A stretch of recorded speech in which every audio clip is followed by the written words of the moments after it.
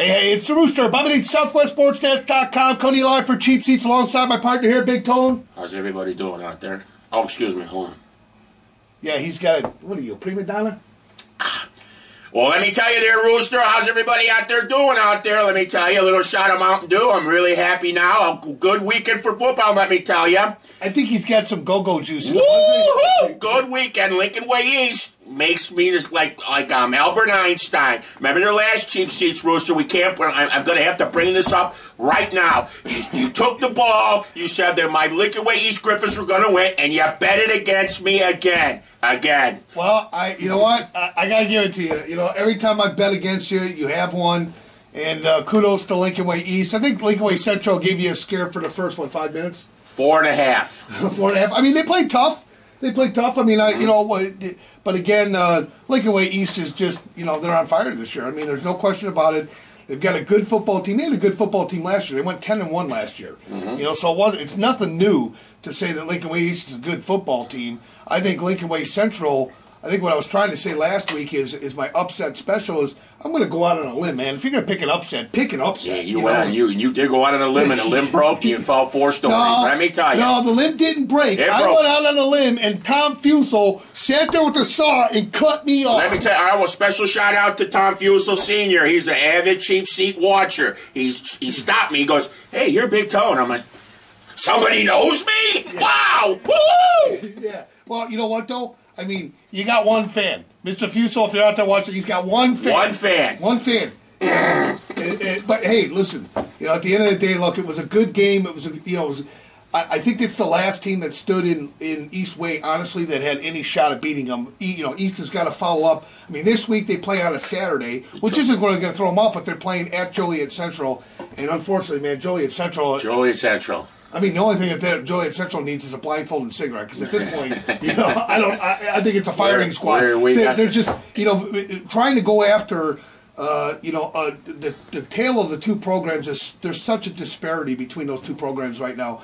You know, Joliet Central, and you know, every single year, I'm pulling for the Joliet team, both of them, every year. And I want to be there when Central wins, because they will eventually win. That program will get turned around. They win their first game, they're going to shut down the city, let me tell you. Yeah, well, city's going to be shut down. They're going to win eventually, and then I'm not going to sound so stupid when I say that, you know, I'm a fan of theirs, but I'm a fan of, you know, also Joliet West. And Joliet West won this weekend, too, by the way, and we'll get to that in a few minutes. But, you know, again, talking about Lincoln Way East, I don't know that anybody... They're certainly, you know, they're going to go undefeated. I mean, I don't give either Joliet West or Joliet Central a shot at Lincoln Way East over the next 2 weeks. So if I'm Coach Zvolar, I'm playing my backups. Yeah, so, you know, Fusel, I give Fusel the first half. He's got his brother. Both games. He's got his brother. The younger Fusel. They got a brother. Oh, they do. Oh, come on. Backup that's quarterback. Not fair. Backup quarterback. Yeah, that's just not right. You know, that's not fair. I think that there should be a rule in the IHSA that says if you're a Division I prospect, I mean, this kid's, you know, Tom Fusel's probably. I think he's a candidate for All-American. He's certainly a candidate for All-State, but I would make the argument that he's a candidate for All-American, too. And I don't think that he's gotten the love that Aaron Bailey's gotten by the media in general. I mean, just looking at all the reports, I mean, obviously everybody's pointing to him. And I mean, you can now say, wow, what a great quarterback. But where were those people last year when he was a junior? I mean, he was behind Blake Winkler, and you know, so he wasn't playing a lot. But certainly nobody brought up the name Tom Fusel, you know, in you know, the general media that we've read or seen or even heard about until this season. I'll tell you, I've seen these guys 2 years in a row now. If they're going to win state, he's the key. Yeah. He is definitely the key. Well, you know, and they say that you can't win state without a defense, and the fact of the matter is, you know, the defense, and I don't know exactly, I think it's like 219 to 66, if I'm not mistaken. It's pretty close to that they've, you know, given up 66 points.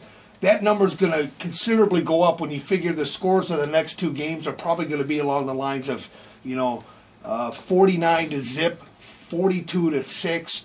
I mean, both those games. So, I mean, you know, I expect out of the next 2 weeks that maybe you're going to get one score combined out of those two programs, the two Joliet programs, against somewhere 80 to 90 points on offense. So you're looking at somewhere, I guess a good bet would be 300 points for, 70 points against. That's a pretty good stat going into the playoffs. Pretty good stat. And considering the competition, let's face it, they faced Homewood Flossmoor, not a bad football team, pretty solid this year.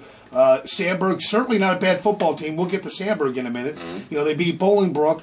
So you got 4 teams that are solid playoff contenders. Montini. So that's the other thing is, this year East has beaten 2 state champions. Yeah. 2 defending state champions, not 2 state champions from a few years ago, but last year the 5A and 8A state champs were both beat by Lincoln Way East this year. So that says an awful lot. Well, I would be beating my chest right now, but I'm supposed to be impartial. But everybody knows out there in Frankfort that I am a big Lincoln Way East fan. So that's all I have to say about that. Yeah. So and he's got a kid too. So don't be surprised if Big Tone is on his tricycle, with pulling a wagon and moving his furniture on a trike in a wagon and bringing his kid out to Frankfort. That's right. Anybody got any houses for rent in Frankfort? I'm on my way. Yeah. But you got a good little football player yourself there. I sure do. You got a good little football player. Yeah, he's okay. But hey, so anyhow, congratulations to Lincoln Way East. Thanks for showing me up, and I got my jacket clean because as soon as Big Tone got back with the news at the Sports Nest Friday night, there was the basking in the sun for you, and I think the hot sauce is finally the stains. Stains are out of my wings. All I gotta say is Yep. So congratulations to you guys, and I hate to say it early. It may sound premature, but great season, undefeated season, I think is in the cards and in the works for. Let's not say that yet, because then you go to Joliet Central and the football gods can open up the heavens, and you never know what might happen. So listen, I'm gonna tell you right now, if Moses came and split the Lincoln Way East defense at the 50-yard line and let everybody run through, they still wouldn't win the football game, okay? I don't care what's going to happen. But let's get past that. Let's talk about Sandburg. Sandburg is my surprise team of the year. In fact, they're not my surprise team. They surprised the heck out of me, though. I think Sandburg runs the table. I think they finished the season 8-1, which to me, in this conference, I expected it to go Bolingbrook. Honestly, at the beginning of the year, I picked Bolingbrook to finish on top of the conference, Lincoln Way East to come in second, and HF to come in third. I figured that was going to be pretty much a lock. Especially we didn't give any Sandburg love. We didn't give any love to Sandburg, but I'll tell you what, Sandburg. I don't want to say that they got the benefit of playing Bolingbrook when they were down, but let's face it, they got the benefit of playing Bolingbrook without an Aaron Bailey, and I, in a game that took overtime. It was 6-0 for most of that game. Mm-hmm. Bolingbrook could not move the ball. Without Aaron Bailey out there, they had a struggle moving the ball. And it's not just Aaron Bailey. I'm not going to take away all the credit from the Eagles, because the Eagle defense has been sensational all season long. And they gave it to you. Were at that game. That's right. They gave it to Lincoln Way East. Lincoln Way East beat them in other phases. They gave it to them defensively. Yeah, so defensively, they're not a pushover. We knew that going into the game. And we both took Sandburg last week over Bolingbrook. I did say, though, if Bailey played, all bets were off, but we were right in saying that Sandburg was probably going to beat Bolingbrook, because Bolingbrook, although they have a pretty decent defense themselves, their offense really struggles without Bailey in the lineup, and forget about John Howard. Let's not forget about they've got another starter out there, another tailback that's not running the ball, that's not making plays. So you got 2 really important parts of their offense that aren't on the field. Sandburg took advantage of it, though. Lamont Booker, scored in the fourth quarter to tie that game up, 6-6, to end the game, and you're thinking, man, 2 yards out. Booker didn't have a big game either. 22 carries, 37 yards. He was getting pounded. He was getting just better than a yard and a half a carry. So he wasn't a big factor in the game. But I will say that surprised. They Jim Hill. Who's heard of quarterback Jim Hill? I don't even think I've ever. I don't know who he is. And you know what? I wouldn't be alone, because apparently nobody in Bolingbrook knew who he was either until he came out in that fourth quarter and tossed a touchdown pass.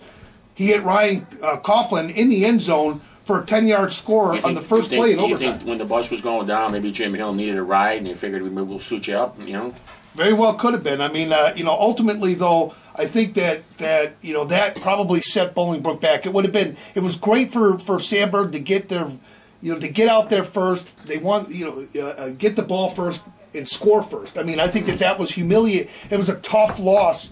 And a tough, I wouldn't say tough loss because they didn't lose at that point. They had their shot, but by putting that score up and going up 13-6 over Bolingbrook, that had to work on their psyche. Yeah. Yep. Like Lincoln Way East, they took the fight out of them by putting Aaron Bailey on the shelf. But Sandburg, good defense. Good defense. You can't beat that. Well, good. In Quincy Woods, I got to give Quincy. I'll give him his props. I mean, I think Quincy Woods it's unfair to say, hey, he's not fulfilling that loss of Bailey. I mean, he's the quarterback. He's got to step in and fill that role. And you're not going to replace Aaron Bailey. You're just not. You're not going to replace a kid that comes along once every 20 or 25 years. I mean, that's how good Bailey is. And Fusel, same kind of kid. I mean, you're not going to replace guys like that. With somebody on your bench. If it were that easy, everybody be a football coach or everybody be a broadcaster like us. Oh, right? Yeah, or everybody be a football player. So again, and the other thing is neither team looked sensational out there. I mean, 152 yards of offense is what the Eagles put up. I mean, so, for a full game of high school football, 152 yards is pretty paltry, to win a football game. I think if you told any team, hey, you're only going to put up 152 yards of offense tonight, you're thinking, hey, this is going to be a loss. They gave up 185 yards of offense, and you're thinking, wow, 100, that's a real low output for a team like Bolingbrook. Yeah, I mean, Stover had a decent night, but not good enough, Anyway, I mean, I think honestly, I think Sandburg had a great night. They took it to Bolingbrook, and at the end of the day, they don't have much competition sitting in front of them left, to win. I mean, they HF. Still got HF. They've got HF, but I'm going to tell you something. I mean, and that's going to be a good game too. I said, I don't want to rule that out. That's going to be a good game, but Bolingbrook torched that defense, and there's not, I don't think HF has the kind of defense that Bolingbrook does. I don't think that Sandburg has the offense that East or the Brook does either, but I like Sandburg. I think that they have a shot of running the table. You're talking about a team that's going to go 8-1. Yeah. And at the beginning of the season, I don't think we picked them to go 8-1. We didn't give them no love. We didn't give them no love. So that's that. There's a little bit of love for you Sandburg Eagle fans that are out there.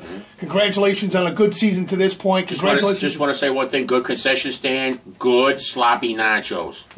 There you go. See, and they got a good football field too. Good football field. Nice. Yeah, nice football field. That's been redone. So, and then I guess one of the bigger. I don't know that it's a surprise this year, but it's still a surprise because here you got to go back 6 years. And maybe longer than that. I mean, I went back 6 years to look at this and in the records, but it's been 6 years since Joliet West or Joliet team has beaten Lockport, and they beat them, and they beat them convincingly, 28-7 Friday night. And, that just shows you how far Joliet West has come as a program. I mean, they got 3 wins this season. That's the first time that in recent memory. I don't remember the last time. In fact. And it's got to go back. We got to go back about 6, 7, 8 years since you've seen Joliet with 3 wins in the season. And I know it doesn't sound like much. I mean, if you're a football guy and you're thinking, "Hey, they didn't make the playoffs, big deal. They won 3 games this year." It is a big deal. It is a big deal. It's a big deal when you're out there. You're talking about playing in a conference that's maybe arguably one of the best in the state. When it's at its full grind. I mean, you're looking at Sandburg and their record this year. Look at HF and their record. Look at Lincoln Way East. Look at Bolingbrook. I mean, these are the 4 schools that they've got to play against. I think they could have had 4 wins, certainly, because had they won Plainfield South, and they were winning that game at Plainfield South. That wasn't, hey, Plainfield South took it to them. But had they beaten Plainfield South, maybe they got a shot. Maybe. I mean, maybe that they would have had their shot. But the bottom line is that kudos to Aubrey and the Tigers for getting to where you have gotten to at this point. I'm sure they're disappointed. I said at the beginning of the year that I thought that the Tigers were going to make the playoffs this year, and they didn't. I mean, there was a little, but they had to win the games that they had to win. They had to win their 2 non-conference games. They didn't do that. And they beat Joliet Central. They beat Lockport. So, I don't know. I mean, it's one of those things where I think they're right there. But, ultimately, I think that the Tigers beat themselves. They still are riddled with mistakes on offense, and I don't care if you're the coach, but you've got to be able to make plays. You can't turn the ball over. And sometimes some of their games it's like watching the Keystone Cops. I mean, as many times as the ball jumps around. Yeah. They still got Nick Freeze out there. They'll be all right. Yeah, I think they're going to be good. I mean, Freeze is a good player, but but again, they've got to hang on to the football, and that's been the MO of West. Those kids got to play Lincoln East the last game on Friday night. Yeah, at their place. Yeah, I know. And so I mean, yeah, I don't think anybody has any wild fantasies that Joliet West is going to beat Lincoln Way East, but they could. But they could. I think that if I'm playing for Joliet West, and there's some good athletes on that program. And we're not talking about a team that can't play. They can't tie their own shoelaces. There's some good football players on the Tiger team. I think if Joliet went into Frankfort and had that chip on their shoulder, like, you know what? This is our senior year. This is it. I'm hanging up the helmet after this, and I'm not playing football ever again. That means that I'm going to do everything I can possibly do to upset a team that's maybe looking past you guys. I mean, there's going to be, it's possible. I mean, no matter how good of a coach Zvonar is, and I give him all the credit in the world because he never looks past anybody, but you still can't stop a 16 or 17-year-old kid from thinking, we got this in the bag. Yeah, coach. We know. Eyes are rolling. I mean, they take it one game at a time. I talk to the Nicky Colangelos, the Tom Fusos, the Kyle Langendorfers. That's all they say. I asked the coach this pertinent question. I don't know if you saw the highlights yet. I asked the coach a pertinent question. How do you keep the team up for Joliet Central? How do you keep them up?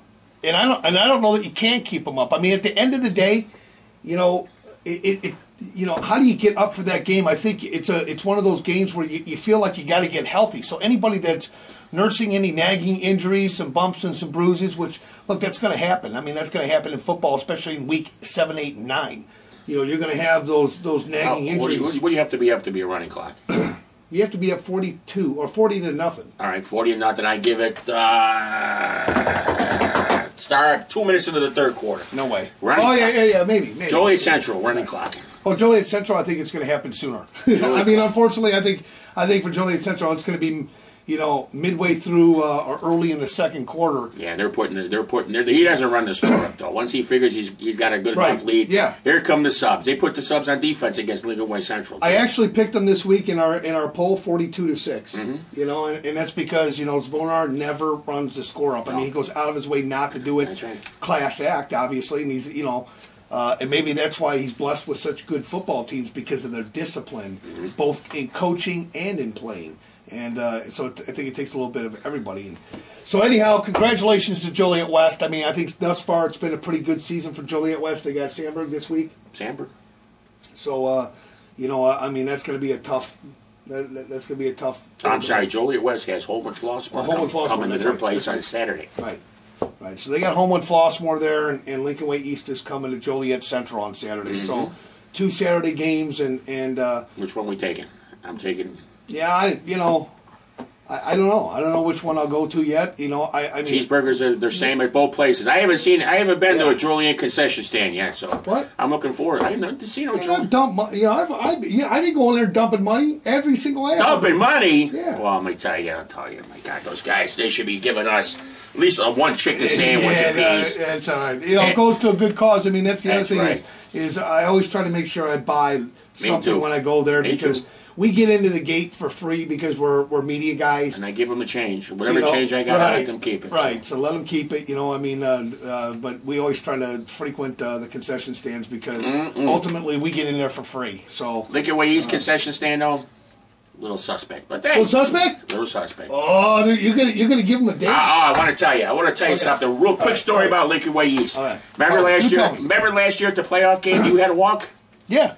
I didn't have to walk. They gave me a parking space. They did not give you a parking. They gave him a parking. You guys gave him a parking space. All right, listen. You better hope I don't have to do a parking space. I said to the guy, he says, hey, Do I got to walk 1,000 miles or can I get up close on the meet? He goes, number one, you ain't got to walk 1,000 miles.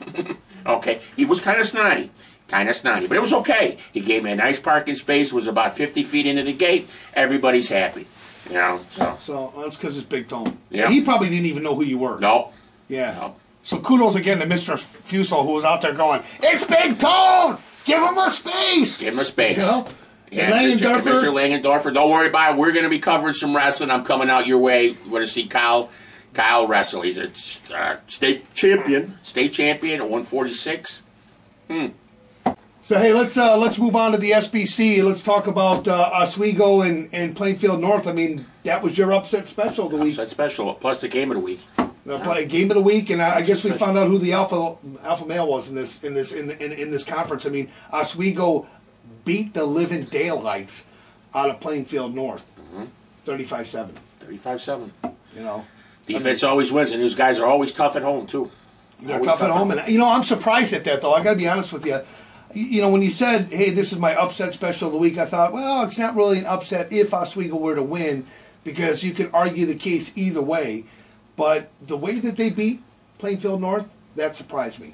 You know, I expected that game to be a lot closer. I did pick Oswego to win that game in our area top 10, but at the same time, I thought it was going to be a one-score game. I didn't think it would be a score of that distance, and maybe that just shows you how far apart Oswego is from everybody else in the SBC, because they've done that to every single team in the SBC that's played them. The only team that really gave them a fight, in my opinion, the only team that really gave them a fight was Oswego East, and you got to throw records out, man. I mean, that's personal. When those kids are playing, they're fighting for their, for inter-town bragging rights, and so when Oswego East played them and put up 20-some-odd points against their defense, that's the only team, by the way, that's been able to do that.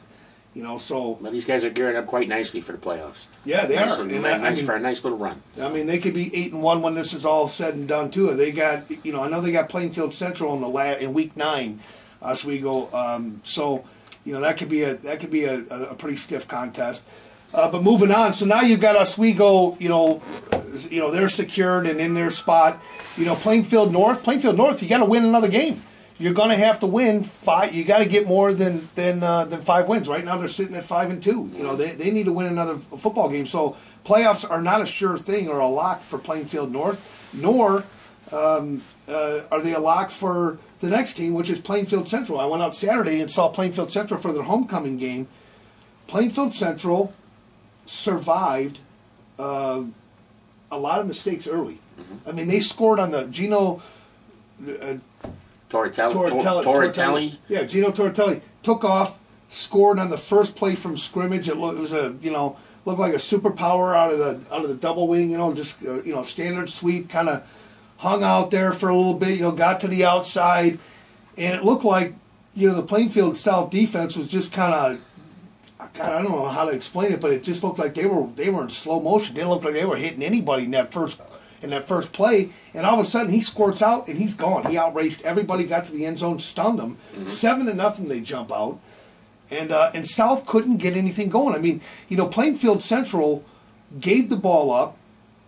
They played on their half, and literally Plainfield South I think started at the Central 40 or closer to the goal, almost the entire first half of the game, and they only came away with one touchdown. One touchdown, and that touchdown came out of 4th and 19 or 4. It was 4th and goal from and I'll have to look at the record. But it was 4th and goal from at least 20 yards out, and and if you're at 4th and goal from that far away, you were at one point 1st and goal. So Central was pushing them back. They had given them, they had stopped them once before on 4th down, and so the Plainfield defense kept holding, and finally South gets on the board. But in the second half. It was a really tightly contested game. I mean, nobody really had the advantage in that game. I mean, Central won the game 20-6, or 20-7. They won the game 20-7, but it just didn't.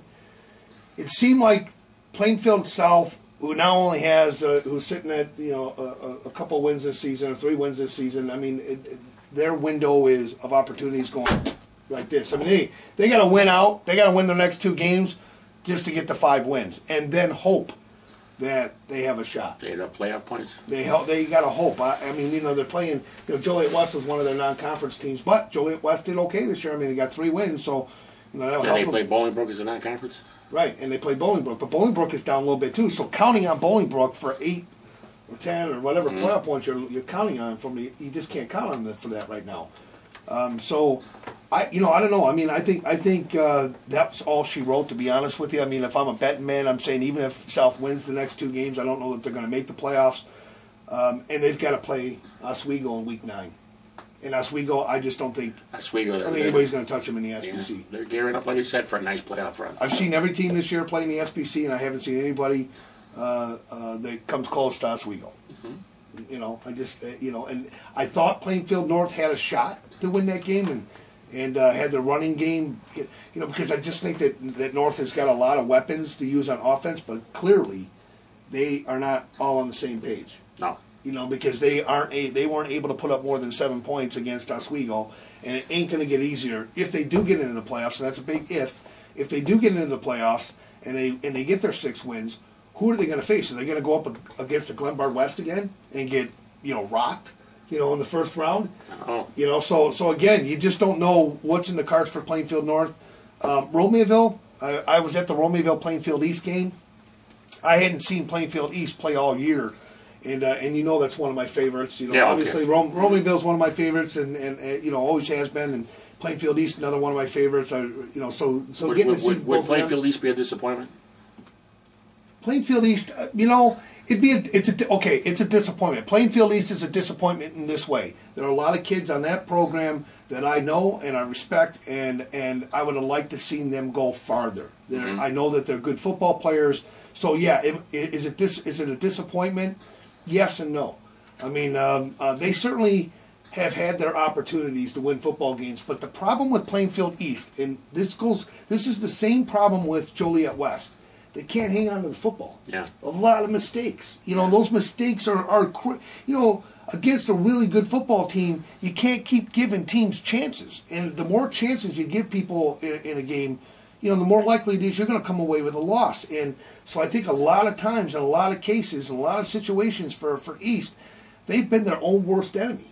And so that's that's something that I don't think a coach can change. A coach can't change. He can't change the fact that you're going to hang on to the ball and not hang on to the ball. I think that there's an occasion where football players try to do too much. They've got the ball, they want the extra yard, they want the extra 2 yards. They're fighting for every yard, and that spirit, I've always liked that spirit in a player. Fight for that extra yard. I'm going to tell you, my older age, and after watching as much football and coaching as much football as I've coached over the years, I got to tell you, to be honest, I don't like fighting for the extra yard. I like, taking what the defense gives me and living to play another play. I think turnovers ultimately are a backbreaker for every team that's out there. Yep. They are a season-ending backbreaker for teams. And I think I'd be more conservative, than I would be to say, fight for every yard and, let's go get them. I mean, I did the same thing. I mean, I said that all the time. We got to fight for every yard. We got to run. We got to get every inch, and it's happened to us too. It's happened to some of our teams where our kids are fighting for that extra yardage, and they stand up longer than they should. It gives the defense an opportunity to come in and strip the ball. It gives a kid trying to get that first down, sticks the ball out, it goes out. Sometimes you got kids that are looking downfield before they got the ball. I mean, I'm coming through the hole, and I got the ball. You got to secure the ball before you take off and look downfield. Yeah. And so I think ultimately Plainfield East won that game. They won that game pretty handily, 27-14. Romeoville has struggled all season long, and they're the one reason. If there was one reason I could say that Romeoville is 0-7 this year, it's the lack of a quarterback, a consistent quarterback at that position. They've gone through 3 different quarterbacks this season. Jake Bambule, the senior, I said a lot of great things about him at the beginning of the season, that I felt like he could be an all-conference quarterback. Mm-hmm. He certainly had the stats last year to back that up. This season, however, week 1 against Hinsdale South gets put out with a concussion. tries to come back against Bolingbrook, sent out again, comes back against Oswego, rolls an ankle. Mm-hmm. So he's not been healthy all year, and so, I mean, I think that, and then you got a sophomore quarterback coming in there. You had Mark Hammond play quarterback, which is new for me to see. I mean, Mark Hammond came in because Bambio had to come out of the game after throwing a 2-point conversion, real nice 2-point conversion that Bambio hit Anthony Love on for a 2-point conversion, tied the game at 14. That's the last time we saw Bambio. And Mark Hammond had to come in, and when you have to do that, when you're playing rotating quarterbacks due to injury or whatever else, you can never get any momentum. What do you think about their future down the road? I think Romeoville has got a future. I do think that they got a future, but like everybody, they play in a pretty tough conference. There's a lot of parity in that conference, and if Romeoville is going to get better, one, they need more guys. It's the smallest school. I think it's the smallest school. Without looking at the records, it's the smallest school in the SBC, and so that you have fewer kids to pick from, but you got to recruit every single athlete in that program in order to put together a program. Yeah. I think they got to hit the weights harder. I really do. I think that Coach Kuna, if you've never met Coach Jeff Kuna before, let me tell you, big, strong. I mean, he believes in the weight room, as all their coaching staff does. But Kuna's got some bulk, man. I mean, he's that guy can lift some weight. So you can't say that, the emphasis isn't on the weight room. It's the character. Are you willing to pay the price? We've said this before on Cheap Seats. Are you willing to pay the price in December to play in November? Are you willing to pay that price? And if you're not willing to pay that price, then you're not going to win football games. And I said it last week, and I'll say it again this week. The problem isn't the coach. The problem isn't the school. The problem isn't anything other than the person that's looking in the mirror. That's the God's honest truth. You want to beat football teams, and you got to go out and beat them, but you got to do it. You got to put the work in. You got to put the effort in. You got to get, in my opinion, you've got to get at least 35 to 40 kids of the 70-plus man roster that you could suit up, and Romeoville hasn't had 70 people on their sidelines in a long, long time. But you got to get 35 to 40 kids, that you have a backup at every position, and you're focused and you're fighting for a common goal. If you've only got 10 guys on the rope and 20 guys are pulling on the other side of the rope, you're going to lose. You're not going to win a battle like that. So do they have a future? That's all dependent upon where football goes in this town. Where does football go in Romeoville? The youth programs, I think that there needs to be, I guess when I was growing up, I grew up in Downers Grove, in the Downers Grove area, and I remember the Downers Grove Panther football program. And let me tell you something. It was a big deal when I got my jersey at Downers North. It was a big deal. Mm-hmm. I'll never forget that day as long as I live. I'm a 13-year-old, 14-year-old kid, skinny, maybe weigh 130 pounds soaking wet. And I got a jersey, and I'll never, big, the old cotton jerseys, yeah, the real big, thick cotton jerseys. That was my first practice. That thing was probably gray. It was white and purple when I got it, and it was gray and purple when it was done because of all the mud and everything. But I got to tell you, it was a proud moment, and to this day, I still remember that day. I wonder how many kids really feel that way, that there's any school pride left. Where's the school pride? Where's the fight? I don't care what school you go to. I said this, I was talking to one of the parents, and I just think that this society. It's a different era. It's a different era, dude. I mean, this is a society today that, everybody, thinks that, they're better than the next guy. They don't have to do it, and I don't have to listen to you, and I got my rights, and blah, blah, blah, blah, blah. I don't know where we're going with society the way it is. Speaking of putting the ball on the ground, what about Joliet Catholic? Yeah, let's talk about Joliet Catholic. I think you're right. Let's talk about Joliet Catholic and where Joliet Catholic's at right now. I mean, Joliet Catholic is in the playoffs, but it didn't come easy. Mm-hmm. The last 2 out of the last 3 games that they played have gone to overtime. These guys ain't going healthy in the playoffs, though, are they? Well, I'll tell you what, Tyler Reitz, I didn't know this going into this game, but Tyler Reitz was hobbled with an injury and he didn't play. Mike Ivlo, again, banged up and bruised up, and you got to expect that, playing, in Catholic's conference. But in Isaac Isaac still had a pretty mountain of a game. He got more than 200 yards, got a touchdown, but his touchdown came when it counted most. It came in overtime. Mm-hmm. He got to the 5-yard line, bowled somebody over to get into the end zone to win that game. But, I guess, we always talk about the running backs. I want to spend a little bit of time talking about senior quarterback Craig Slowick. Craig, what a great performance. What a gutsy performance all season long for you this year. All season long. Maybe one of the best. I don't know how many years we have to go back to find a better quarterback than Craig Slowick for Joliet Catholic. But I certainly think that Craig Slowick, his name belongs in the hallways of that school as one of the all-time great quarterbacks for Joliet Catholic. Now, that's saying a lot, right? Well, I just want to point out that maybe he doesn't throw for 450 yards a game and 5 touchdown passes. Okay, I mean, but let's not forget the backfield that he's had the luxury of having. Last year, Malin Jones, Ty Isaac, Tyler Reitz. Year before, Josh Ferguson. Josh Ferguson the year before was playing on Saturdays for Illinois right now. Mm-hmm. I mean, let's just face it. I mean, the fact of the matter is Slowick has never had to carry the load because he's had so much of it carried for him. But Slowick, I thought, played outstanding in the state championship game against Montini. Mm-hmm. I thought he had a great game. He completed a lot of passes and a lot of great things. He's got a great arm. He's got good size. He's got great deep character. He's got all the intangibles that you want for a quarterback, a Division I quarterback. I really like him. But in this game, Craig Slowick was, to me, the guy who kept the machine going. Mm-hmm. When the machine needed oil, a little squeaky and a little, rattly, and, when the machine needed oil, he was that oil. I mean, he was the kid that was making, and he ended up scoring 3:30 left in the fourth quarter. He ends up scoring, they're trailing 17-16. They get the 2-point conversion. Now it's 24-17.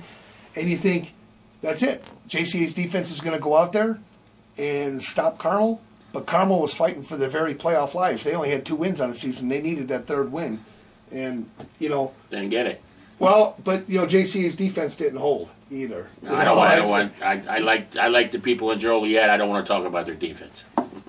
Well, JCA's defense wasn't able to hold, and part of that is Carmel's got a heck of an offense, and they were fighting for everything, for everything. They had everything to lose in that game, so they had every reason to come back and score. I think, interestingly enough, the Carmel coach didn't go for 2. He opted to go for, instead of going for 2 and for the win, kick the extra point. Now it's 24-24. Kicks an onside kick, and he gets it. So I thought that was a good piece of coaching because he had a choice. He could have gone for 2, but had he gone for 2 and missed it, the onside kick was automatic. Yeah. But by going for 1 and then going for an onside kick, you got the tie. If you get it, you got a shot for the win. And as opposed to, you can't win going for any other way than getting that onside kick. They got it, and they had a shot. They had a 41-yard field goal go wide at the end of regulation, which forced the overtime. JCA's defense came up big in that overtime period, and I think it was a 4th and 19, 4th and goal from the 19-yard line. They threw a pick, and that was all she wrote. And JCA ran off with a win, and with their 5th win of the season, because of their playoff point situation, who they played, they're already a lock for the playoffs. Mm-hmm. Now, for Joliet Catholic, right now the rest of the season comes down to playoff positioning. If you've got 5 wins and you think, okay, now's the time that I want to rest, Isaac, or I want to rest. I mean, it's possible. You can sandbag a little bit, but you're going to pull a top seed. You're going to play a top seed right out of the gate. So I don't know that they want to rest anybody. It just depends. It's a toss-up, man. Who do you think a top seed would be in 5A? Well, I mean, it's hard to say. You're going to face Morris, and I think that if you're playing Morris, I don't know how I have to look up, brush up myself up on the rules of who plays where, but because last year JCA had to go to Morris. Mm-hmm. JCA was at Morris, and so if they play each other again this year, I think, if I'm not mistaken, they have to play at Memorial Stadium. But to be honest with you, if you're a Morris Redskin, I don't think you're afraid to play it anywhere. Nope. I mean, you're going to come after JCA with all you got. And Catholic's defense is going to have to come up really big against Morris. Morris going to pound the ball, run right through the tackles, and say, "You're going to have to stop us. You're going to have to stop us." And their defense is pretty stout themselves. Oh yeah. So, that's going to be a bruiser of a game. And you need everybody healthy. If JCA is going to win that football game against Morris, and they're going to play Morris, I think at some point in the postseason, if they're going to advance, they got to be healthy.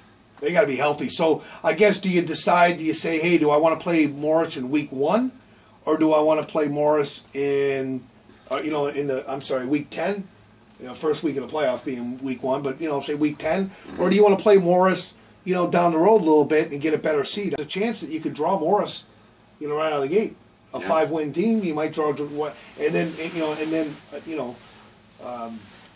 Richwoods is in their division. Yeah, but they'd have to go down state to play them. I don't think you'd see them right out of the gate. I mean, I think you'd see somebody like Lincoln Way West, Lincoln Way West or somebody like that that they could end up playing if they were to get the next 2 wins. Mm-hmm. Let's say that JCA finishes with 7 wins. I got to be honest with you. I don't know if it's a good thing or a bad thing. It just depends. I mean, do you want, you've been hobbled all season long. Do you want that extra game before you have to play the team that you got to beat? Either way, the road to the championship this year, the road to downstate goes through Morris. And you're going to have to play Morris. So do you want to play him out of the gate? Or do you want to play him, in week 11 or 12? For me, my choice, I'd say play him out of the gate. I'd play him right there, too. Why take a chance? We've been hobbled and everything else. Let's sit our guys. Let them get healthy the last 2 games of the season. Let them get, let's play our backups. Let's do what we can to win those last 2 football games. But we're going to sit Isaac. We're gonna rest some people. We're going to get healthy, and then we're going to go into Morris and play Morris in week 10. We're going to play them at full strength. Yeah, it might be they're dangerous full strength. They're a dangerous football team full strength. I think So I don't know. I mean, you can't say, hey, go out and lose a football game, but at the same time, I don't know how much weight you need to put on week 7 week 8 and 9. That's your proverbial catch-22 question. It's a catch-22, So I guess it just depends, I mean, Coach Dan Sharp.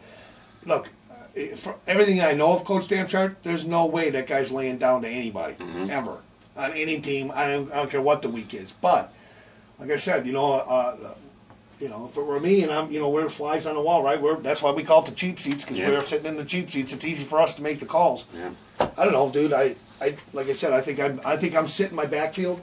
I'm playing my backups, and I'm making darn sure that when I see Morris, I got all the weapons that I need. I got everybody I need on the football field. Mm-hmm. Because positioning at this point, I don't know how much of a difference it's going to make for JCA. Not much. I just don't think, much. And if they win that first week, they got a really easy road after that. Mm-hmm. So I wouldn't say a really easy road. Let me rephrase that, but I just say it's an easier path to the state championship if you play a 1 seed and drop a 1 seed in the first round of the playoffs. You've got a nice. They're going to see Montini too. So Montini's in their mirror. Well, Montini, if they see Montini, they'll see Montini at the end of the year. They won't see Montini during the playoffs. They'll see him back down. Hope they don't give 70 to Montini again. So I don't think Montini's capable. Oh, their defense is okay. Hey, Montini lost to Marion Catholic. They lost 49-24. Marion Catholic?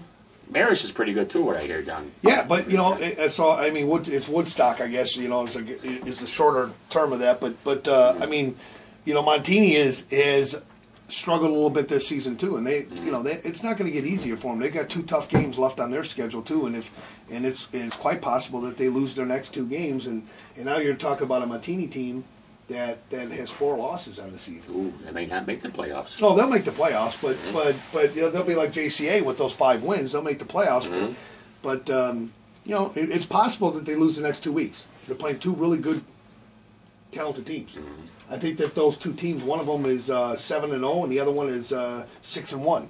Heading into so the last 2 teams they have, I have a combined loss record of 1 loss between those 2 teams that they're facing. So,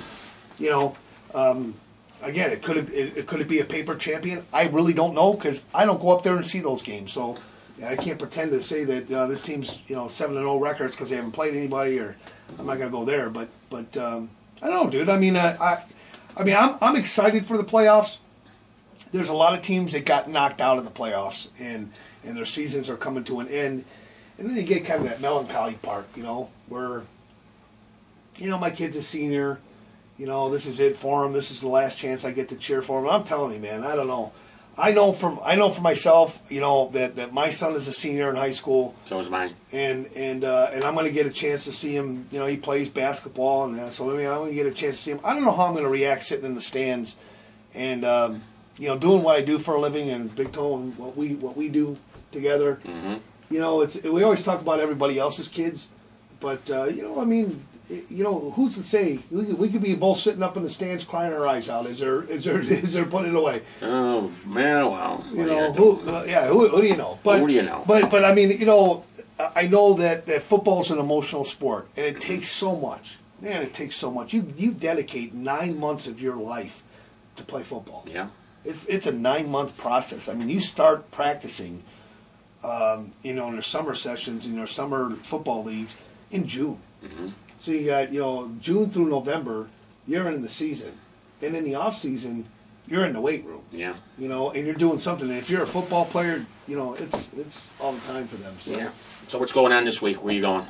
I don't know. I mean, let's talk about, what this week, I mean, last week you had a couple of hits and a couple of misses and, whatever. I mean, what's going to be your game of the week this week? I'm interested to see. We'll start off with your game of the week. My game of the week. And then your upset special. My game of the week. Wow. My game of the week. Well, I'll tell you. My game of the week is going to be Hinsdale South and Downers Grove South. This game will be played at Hinsdale, home of the Hornets. Hornet power. I'm really conflicted about that game. Because back in the day, freshman year, I went to Downers South. Then sophomore, junior, senior year, I graduated from Hinsdale South. I'm going back to the old football field, which I played in the band. Okay, I played in the band back in high school. So, hey, big deal. I was a tuba player. So if you were back there in 1982 and you saw a big, ugly kid playing the tuba, more than likely that was me. But my game of the week, I'm going to basically to see Coach Belkis. Coach Belkis is a Hall of Fame coach. I didn't get the chance to see him all year. His team's not doing as good as expected, but so what? He's due to have an off year. He's had, 25 winning seasons. He's had his first losing season. Big deal. Coach Belkis, you're still a man. You're still a great coach, and you still got a good team. Hinsdale South, though. Playoff bound, Hinsdale South. So, hold on. Don't look, Coach Belkis. Okay? I'm happy. Hinsdale South finally made the playoffs. As we were talking in the Sports Nest in the earlier weeks, talking about Hinsdale South, Rooster, when is Hinsdale South going to make the top 10? They're 6-1. When are they going to make the top 10? Okay? Maybe this week Hinsdale South will come in at number 10. You never know. You'll have to read up. Okay? Now, my upset special. Why am I picking my upset special? Well, I'll tell you why. Romeoville and Oswego East. Romeoville, oh Romeoville. You got to win at least one game. I'm taking this. This is the week. You're going to go into Oswego East. You're going to dominate. You're going to win. I don't know what the score is. The score might be 3-0. Might be 10-0. Might be 17-14. Who knows? But you got to win at least one game. Last week of the season, you're playing Minooka. Minooka's going to be tough. If this is the way to do it, this is the time to do it. You go to Oswego East, upset special, Romeoville, 17, Oswego East, 10. How about that? That's a safe score for the bookies back in Vegas, huh? All right, my game of the week is really probably a little bit like Coach Tone's. I'm going to stick with Hinsdale Central at Downers Grove North. And the reason I'm going to pick that as my game of the week is Downers Grove North needs that win. Hinsdale Central coming in. They're going to be tough. I don't know that North can beat them. North is a young football team. Remember, they got a sophomore quarterback in Edwards. And last week I thought Downers Grove North was going to beat Proviso West, and they lost. So everything is on the line for North in the next 2 weeks. They've got Glenbard West left, and they've got Hinsdale Central. And so this is their last home game of the season. All the cards are riding on this game. I mean, they got 5 wins, but I wouldn't feel comfortable if I were you, Downers Grove North, with 5 wins right now. I mean, do I think maybe you'll get into the playoffs? Perhaps. I think you'll get into the playoffs with 5 wins. We'll see. But I wouldn't feel comfortable with it And so I think that this is going to be a big, big game for Downers Grove North and for their fans. And if the Purple People Eaters come out and cheer on these guys, and they can get their running game going, and they get a few breaks in this game, they got a shot to win this one. I don't know that they can overcome Hinsdale Central. Hinsdale Central's name is bigger than and their lore is bigger than I'd like to give them credit for, because I, like Coach Tone, I'm a former Downers Grove North graduate. So I'm from Downers Grove North, and that's my alma mater, and of course I'm going to stick with them here. But I'm not going to go out on a limb and say they're going to win the football game. Unfortunately, if you're a North football fan, I'm sad to say that I think Hinsdale Central is going to get out of that game somewhere along the lines of a 35-14. I think it's going to be that big of a spread. I don't even think they'll miss an extra point. I just think that they're much farther along the food chain right now than Downers Grove North is. I think Downers Grove North, there's a lot of great years ahead of them. Anytime you got an Edwards in the backfield, that spells good things for Downers Grove North, but I do think that this just isn't going to be their year to beat Hinsdale Central. I think they'll give them a fight, especially early, but I think Central is going to take it to them in the second and third quarters and put the game out of reach early.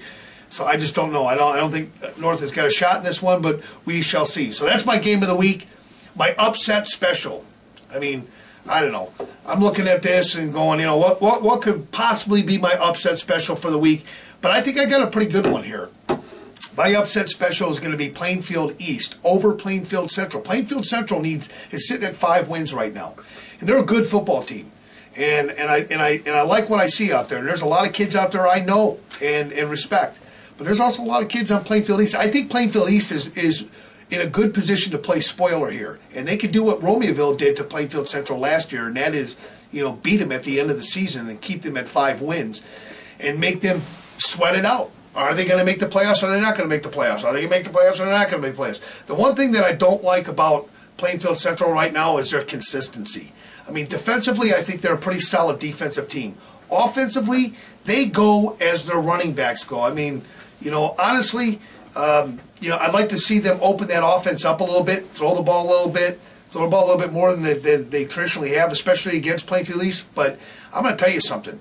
I saw Plainfield East defense, and they're good. They're real good, and they're really underrated. This is a good football team. This isn't a pushover.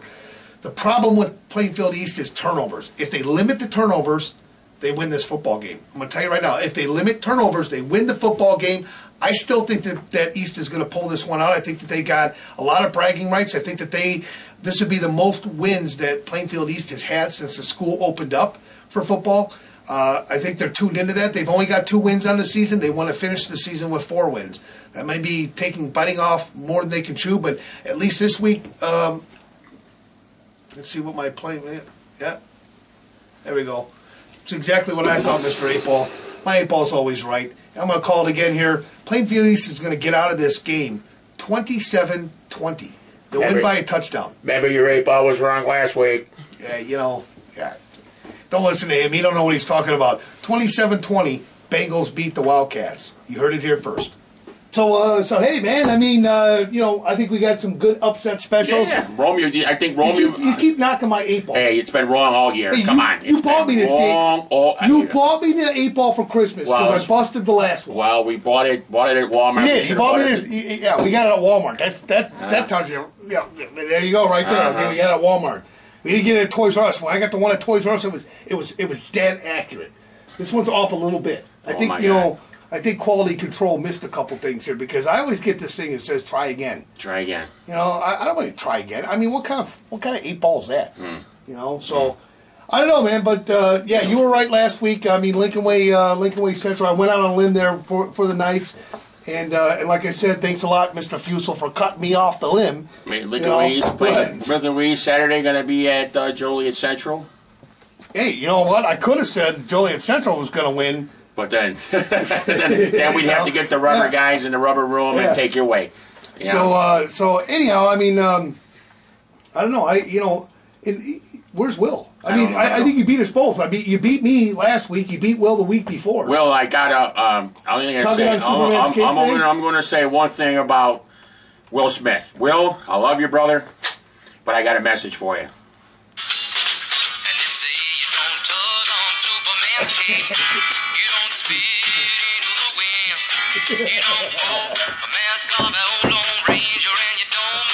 With Big Tone. All right. Thank you, Will.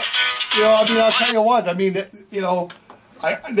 is kind of funny because that's going back, and we'll keep that one under the lid. But that's pretty funny. But yeah, I mean, you're the winner of 2 big weeks. I mean, Big Tone's got all the reasons why he can crow now. Oh, I mean, you betcha. He's been talking this smack ever since last year's playoff loss to Wheaton Warrenville South. And first of all, he was in a depression for most of the winter because of what happened to Lincoln Way East. The train keeps on going. Hey, all I know is you ain't got nothing until you got one of these, baby. Until you got one of these, you ain't nothing. Coach Zolan, when you guys win the state championship, when you win, I need a shirt, okay? Well, I got a shirt, and it says The Brook on the back, and there's a reason for it, okay? Here we go. So when you got one of these, here we go. And you got this, this good name like the Rooster, Tom Fusel Senior. I need a petition going, Mr. Fusel Senior, that when you guys win the state championship, when you win, I need a shirt too, okay? Okay. All right. I mean, listen. Even Plainfield East, one of my favorite teams out there. I got a football helmet for that. What do you get? I got a rock.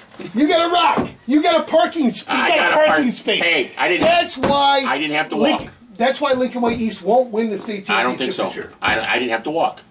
They don't like us. You know what? I know they don't like you. I'm a celebrity. They don't like you. Well, but the thing is, I think what it is some of these teams get spoiled with their media coverage. I think they get spoiled. I think they think, hey, I got this newspaper and that newspaper and this radio station. They got all those people, and that's why I like the schools that not necessarily have gotten to the top, not necessarily have the 10-0 records and the the perfect flawless seasons and the big games. I don't know. I mean, I like the fact that we've got schools that appreciate when we show up and we do what we do. I mean, you got let's face it. We ain't getting rich doing this. Nope. We do this for the juice. We do it for the juice or for the kids. Right. Get kids some exposure. Absolutely, and at the end of the day, I think that there's a lot of radio shows and there's other stuff out there, and they all got something to say, and but we got an opinion too. I mean, we've watched a lot of high school football in our years. We've played it. We've coached it. And if you don't like our opinion, don't listen. Yeah, well, I mean... Don't listen. That's why I tune you out every time you start talking about Lincoln Way East. Don't listen. Oh, the Brook. Yeah, 49 to what? Yeah, okay. I got a T-shirt. So until you guys at Lincoln Way East can get him, maybe get him an old jersey. Right. I think he'd look good. I look good in a Lincoln Way East jersey. You'd have to find a triple XL, maybe a quad XL for him. That's why they call him Big Tone. Are we done with this? Storage Wars is on. I gotta go home. Are we done? Yeah, we're not. Well, we're almost done. I mean, I do want to thank everybody for tuning in and for giving our show some credibility over the years. This has gone on a long time. This is a big production for us. We've tried to get better at it every year, and we've gotten a little bit of attention from another media company, and when we get to that point where we're able to talk about it, we're gonna have some big changes again. With the cheap seats and with the sports nest, and we want to keep this rolling. I want to do this for the next 20 years. Yeah, me too. I hate my job during the day in real life. This is our fantasy life. Yeah, that's right. I mean, some people enjoy golf. We enjoy freezing our tails off. That's right. It was cold in Lincoln Way East last week. I just want to let you know it was cold. Yeah, it was. You were sitting up there in the booth in Romeoville. I was in Lincoln Way East in the trenches. But I had to be on. I was doing the Comcast, the whole FPTV Comcast. Rooster, everybody loves the rooster. Clacky, clacky, clacky, clacky goes the rooster. Yeah. I'll tell you what, though. I mean, Big Tone. Like I said, you're going to stifle it until you get a jersey. Okay? No. Because I will scream Lincoln Way East to the highest mountain. I give a crap about stuff. Did I say crap? Crap? Yeah. Can you say crap? Yeah, I think so. I think he's okay saying crap. Okay to say crap? Yeah, okay, I think so. Okay, good. I'm going to scream Lincoln Way East to the highest mountain. I mean, they're a complete team. Plus, they got the drive. You know, you don't have no drive, you ain't going nowhere. So. Yeah, so, and I do want to point out, too, as long as we're on cheap seats, I know that many of you have asked us, when do our highlights go up, when are we doing that, and obviously we're going through some interchanges, so to speak, and maybe it's like, the whole management thing, that secret veil that everybody hides behind, who management's around. Right now, Big Tone and I own the show, but, we're like I said, we're always improving. If I were you, I would check out www.thetimesweekly.com. They're a newspaper out of Will County, been around 30 years. So again, www.thetimesweekly.com. And that's where you can find a lot of Rooster stuff. I write sports in that newspaper every week. So some of you that are wondering where you can find me during the week. That's right. On the Fence, I never miss the column. On the Fence. Yeah, On the Fence is my column in there, and obviously I cover a lot of high school football. It's insightful, it's informative, and very thoughtful, and very warm and tender. Check it out. See, I mean, do I have to pay you for that? No. No, I don't have to pay. It's free. We're 12 years. It's free. After 12 years, everything's free. Yeah, everything's free after 12 years of doing this, right? But, at the end of the day, look, it's been a great season to this point. There's a lot of hidden stories, but I think the teams that we thought were going to be in the playoffs are there. There's a couple of surprises that didn't get in this year, but for the most part, we're heading into, the final stretch of the football season. We want to wish you guys luck. Stay healthy. Get yourself ready for the postseason. For those of you who are not playing in the postseason, and this is it for you, the last 2 weeks, play it like there's no tomorrow. Leave it on the field. Yep, leave it on the field. All right. Hey, Rooster, the girlfriend, she's calling, man. I got to go. You did this to me last week. You said you were going to start the car. You said you were going to start the car last week, and I got out there, his car wouldn't start. So go figure. Big Tone's got to, get jumper cables. So, but anyhow, hey, we want to thank you for tuning in to the show this week. Thanks for tuning in to Cheap Seats. We'll be out there in full force with our cameras out there in full force, and all of our insights will be out throughout the week. So, like I said last week, if you're a football player, be a football player. We'll catch you right here next week, only on the Cheap Seats.